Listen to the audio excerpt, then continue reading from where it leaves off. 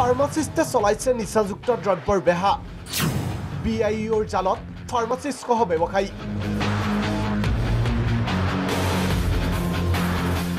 জব্দ বৃহৎ পৰিমাণৰ নিচাযুক্ত দ্ৰব্য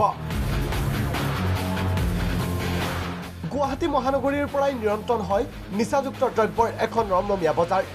একাংশ ফাৰ্মাচিষ্ট এতিয়া নামি পৰিছে নিচাযুক্ত দ্ৰব্যৰ বজাৰখনত আৰু তেনে একাংশ ফাৰ্মাচিষ্টৰ বাবে মহানগৰীৰ অলিয়ে গলিয়ে সহজলভ্য বৰবিহ ড্ৰাগছ সেই কথা পুনৰবাৰ প্ৰমাণ হ'ল অৰ্থনৈতিক অনুসন্ধান শাখা চমুকৈ BIOৰ অভিযানত পশ্চিম বৰা গাঁৱত BIOৰ অভিযান জব্দ 1120 বটল কফ চিৰাপ 13,000 নিচাযুক্ত টেবলেট BIOৰ কাৰ্যালয়ত কাৰ্টুনে পৰি ৰোৱা এইসমূহ নিচাযুক্ত দ্ৰব্য AS01AR 4815 এল্টো গাড়ী আৰু AS01DC 2129 নম্বৰৰ এই অটোখনেৰে সৰবৰাহ কৰিছিল মঙলদৈৰ আখতাৰ আলী পশ্চিম বৰা গাঁৱৰ যোগেশ কলিতা আৰু ফাৰ্মাচিষ্ট ৰণদীপ পাঠকে এক গোপন সূত্ৰৰ পম খেদি BIOয়ে গ্ৰেপ্তাৰ কৰে এই তিনি সৰবৰাহকাৰী জব্দ কৰে বৃহৎ পৰিমাণৰ নিচাযুক্ত দ্ৰব্যখিনি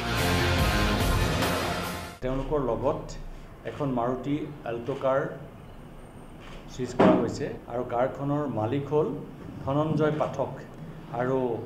এখন অটো ৰিক্সা অটো ধৰা হৈছে তাৰ মালিক হ'ল যোগেশ কলিতা ৰণদীপ পাঠক তেওঁ ফাৰ্মাচিষ্ট বুলি শুনিছে কোন ফাৰ্মাচী ক'ত আছে এতিয়ালৈকে আমি তেওঁক কৰিব পৰা নাই কালি আমাৰ ৰাতি হৈ গৈছে দীৰ্ঘদিন ধৰি এই তিনি সৰবৰাহকাৰীয়ে মহানগৰীৰ পৰাই চলাই গৈছিল নিচাযুক্ত দ্ৰব্যৰ এই ৰমৰমীয়া বজাৰখন